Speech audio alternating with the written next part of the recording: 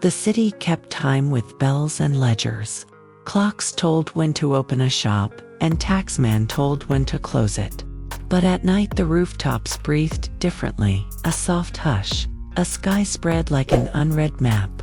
That's where he lived, in the margins, a little house by the river with a crooked roof and a window that always pointed upward.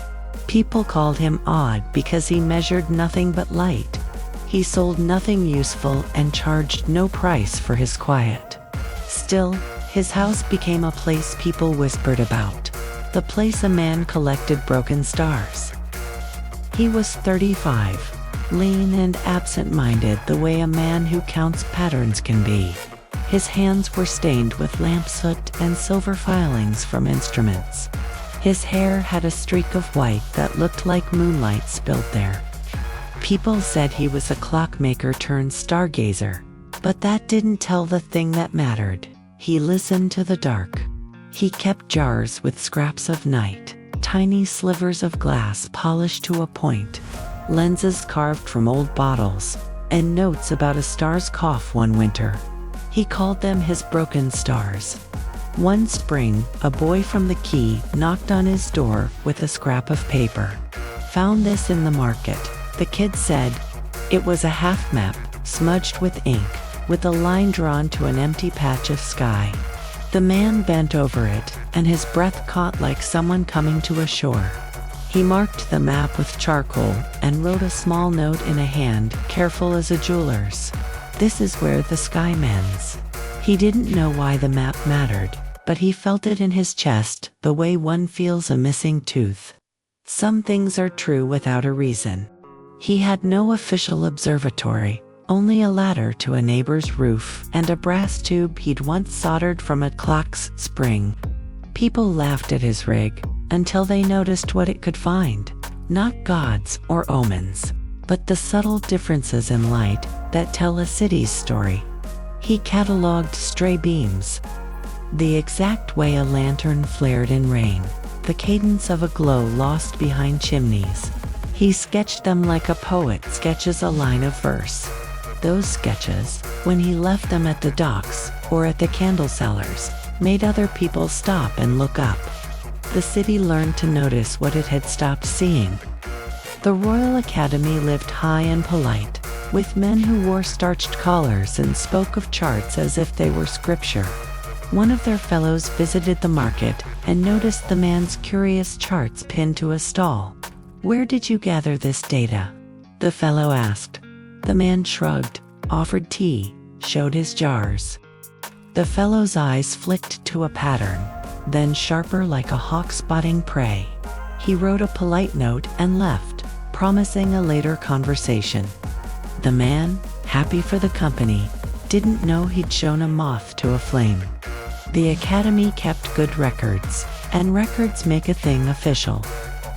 They invited him up the marble steps with words like collaboration and publication. The man went because he wanted nothing more than to measure light in a place that respected it. In a polished room lit by gas, men in coats praised his raw data and asked if he'd allow the Academy to develop it. They suggested funding, a small house of learning, better instruments. He thought for a moment that his jars might find company.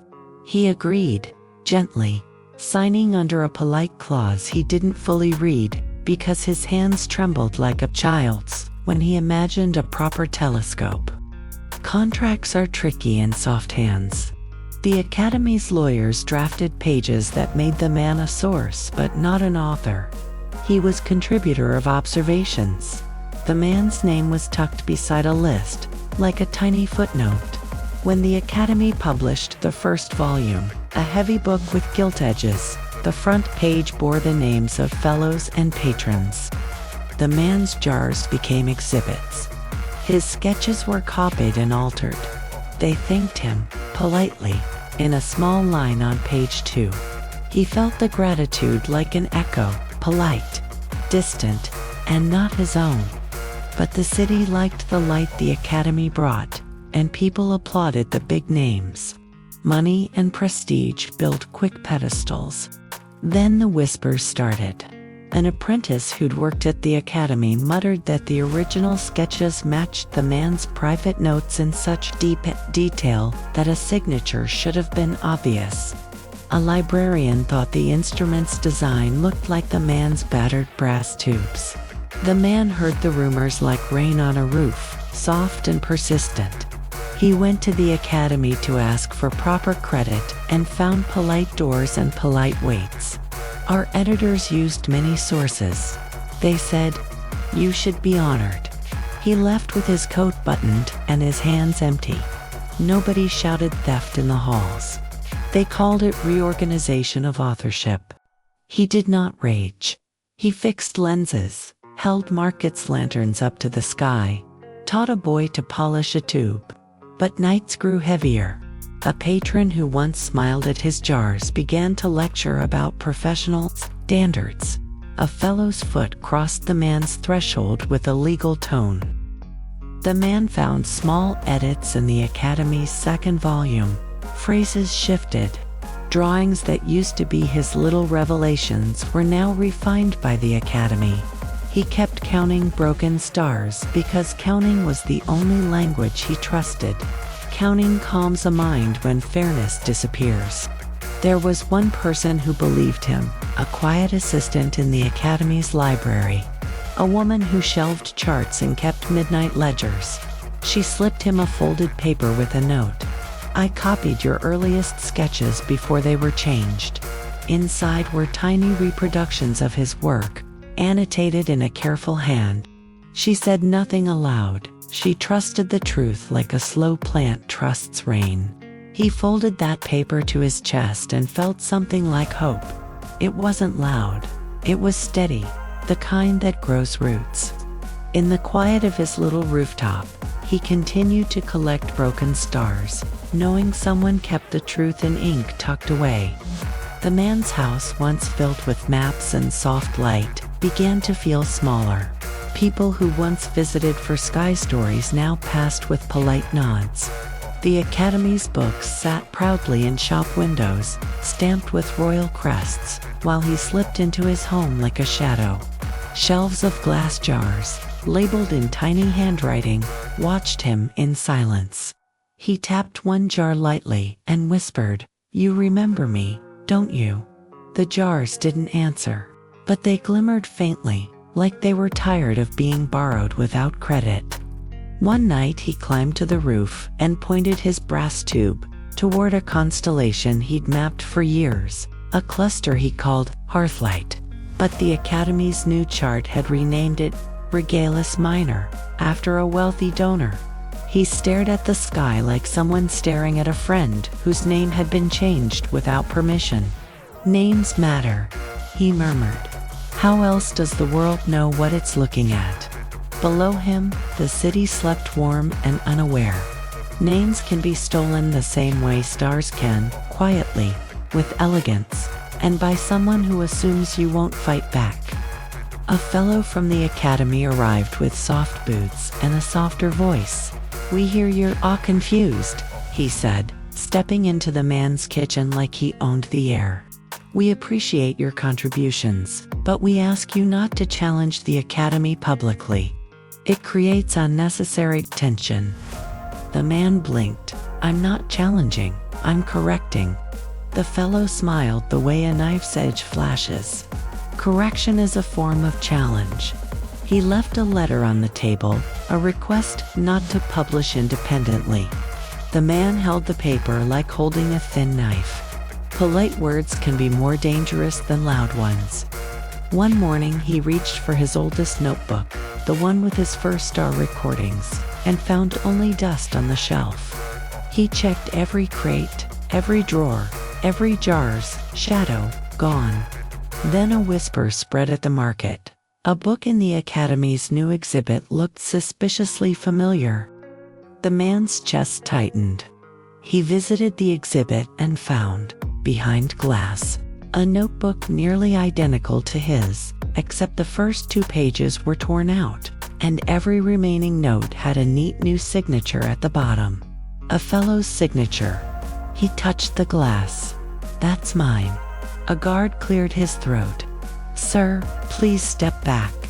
That night he lit his rooftop lantern and angled it upward, a trick sailors use to signal ships. The flame flickered wildly in the wind, and he spoke softly to the sky. "They stole the pages, but they didn't steal the light that made them. It drew new maps. Faster now, messy but honest." He charted the flicker of distant stars the Academy had missed. He wrote in margins, "Truth returns to those who wait." The sky felt closer, like it leaned down to listen. An apprentice slipped into his doorway the next morning, a small boy with ink on his wrists and guilt on his face. "I shouldn't be here," he whispered. "But they copy everything. They remove names. They add new ones. It's normal to them." The man sighed. "And you? Why tell me?" The apprentice's voice cracked. "Because your sky pages, they felt alive. Theirs feel dead." He handed the man a tiny folded parchment, a fragment of his missing notebook, a corner torn, but unmistakable. Proof.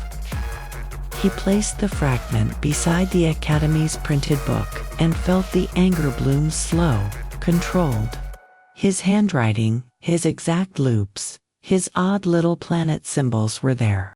He lit a candle and compared page after page, letting wax drip on the floor like fallen minutes. He whispered to his jars, "It's mine. I knew it. I wasn't imagining." The jars glowed faintly, as if agreeing. Truth is gentle, but in the right light, it becomes sharp. Late in the evening, the quiet library assistant returned. She brought a ledger wrapped in cloth, heavy, forbidden, and dangerous to carry on the streets. "I shouldn't show you this," she said, "but you need to see the edits." Inside the ledger were layers of changes. His sketches traced over, his words swapped, dates altered, whole sections marked Academy property. She looked at him with tired eyes. "They want you erased." Quietly, he touched the ledger gently. "Thank you for bringing me proof." She whispered back, "Not proof. Memory. Proof can be contested. Memory cannot." He climbed to the rooftop again, the one place nobody owned but stars. He set out his jars, lined like tiny constellations. The night wind hummed. He whispered, "If they take the pages, I'll make more pages. If they steal the names, I'll rename the sky." He raised his battered telescope and found something odd, a flicker he'd never seen before. Near the edge of a cold constellation, he sketched quickly, heart pounding, a new star, a wandering light. He laughed under his breath. "They'll have to steal faster." Word spread quietly that the Academy was stealing work. Dock workers whispered it. Carpenters repeated it. Street sweepers muttered it. People who had once believed in polished books began to believe the rooftops instead. The man's maps passed hand to hand, like folded secrets. Someone painted one of his broken star patterns on a bakery wall, clumsy but heartfelt. Evening lanterns glowed through the symbol, casting it like a constellation across cobblestones. He saw it and smiled for the first time in weeks. "You can steal a name," he whispered, "but you can't steal a legacy carried by people." Morning broke with a strange brightness, the kind that slips between rooftops and makes people pause. A sailor in the harbor pointed upward first, then a baker, then children on a balcony. In broad daylight, a faint shimmer crossed the sky like a silver scratch. It wasn't dramatic, it wasn't thunder, but the man knew that shimmer. It was the same flicker he had sketched just nights earlier, the one the Academy hadn't noticed. He whispered, "A wandering star." In daytime, the city felt it too, something rare, something new. Truth has a way of showing up when people least expect it. Inside the marble halls, the Academy scrambled. Fellows shouted orders, clerks ran with papers, someone dropped a telescope lens that shattered like a broken promise. Their official charts had nothing about the new star, not a note, not a margin, not a sketch. But the man's private notebook, the one they had stolen, did. A fellow snapped at an assistant, "Why wasn't this recorded?" The assistant whispered what everyone already feared, "Because, sir, his original notes were edited out." Panic isn't always loud. Sometimes it's the sound of powerful men realizing they were caught by a man with a crooked roof and a brass tube that wasn't supposed to work. The man walked into the academy carrying nothing but his jars and his sketchbook. No anger, just quiet certainty. The marble room fell silent. He laid his new sketch, the wandering daylight star, on a polished table. The fellows stared. It matched the sky exactly. It surpassed their latest volume. It contradicted 3 official charts. A fellow swallowed hard. "How did you?" Then simply said, "Because I look, not for fame, not for credit, just for light." Silence stung the room like cold air. Truth doesn't need permission to exist. Crowds gathered outside the academy, all looking up. Children pointed. Mothers whispered. Sailors prayed. The wandering silver light moved slowly across the sky, then paused, then brightened, painting the city in a quiet shimmer. People murmured, "He predicted this. He charted it before anyone." This wasn't the academy. The academy tried to speak, but their voices drowned beneath the simple reality. The sky had sided with the man. And the sky had no bias. The library assistant stepped forward from the crowd, holding the forbidden ledger. The same ledger that showed the original sketches, the handwriting edits, the erased names. She walked past the guards and placed it in the man's hands. He opened it to the page where his earliest map once sat. The crowd leaned in, and there it was, his looped handwriting, faint but visible beneath scratched ink. A fellow shouted, "That ledger is private property." A sailor yelled back, "So was his work." The crowd surged with murmurs. For the first time, the academy's confidence cracked. The man carried his jars into the courtyard, tiny glowing reflections of the sky stored in glass. He held one up, letting sunlight catch its surface. A perfect reflection of the wandering star shimmered inside. His voice carried softly. "I collected light not because it was valuable, but because it was honest." People felt that line. A cart driver wiped a tear. A clerk removed his hat. Even a guard lowered his spear.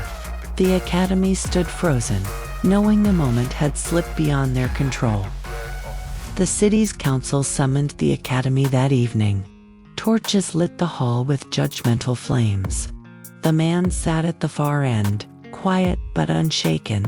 The council reviewed the ledger, the altered charts, the contract that disguised theft. One counselor said sharply, "You stole his sky." Another added, "His work is the foundation of your fame." Fellows tried to defend themselves with terms like editing, refinement, and professional preservation. But the wandering stars still glowed outside, proof the academy had missed truth entirely. By the end of the hearing, the academy's books were suspended, and their authority nearly stripped. All because one man refused to stop looking up. The council asked the man what he wanted as restitution. Money, property, a title. He shook his head. "Only the freedom to keep studying the sky. And the right to put my name where it belongs." The council approved it unanimously. That night, the first official chart bearing his name in clean ink was pinned at the city square. Children traced it with their fingers. Merchants nodded proudly. And the library assistant stood beside him and whispered, "Truth has your handwriting now." Weeks later, the wandering star faded from the sky. Some called it a comet. Some called it a sign. The man just smiled and said, "Light travels in its own time." He kept charting, kept watching, kept teaching small minds with big eyes. His house no longer felt small. People knocked at night asking, "What's new up there?" He'd answer with a soft grin, "Everything." Years passed. The academy rebuilt itself honestly. New apprentices studied the sky with humility. And somewhere in a quiet corner of the city, children painted the man's broken star pattern on lanterns every winter. They said it helped guide lost sailors. They said it brought luck. They said it honored the man who carried light in jars. And even after he grew older, even after his hands shook too much to sketch, the city remembered him. Not as an astronomer, not as a scholar, but as the man who collected broken stars and showed the world how to follow their glow. If you're ready for more real talk about getting video, smash that subscribe button and hit the bell.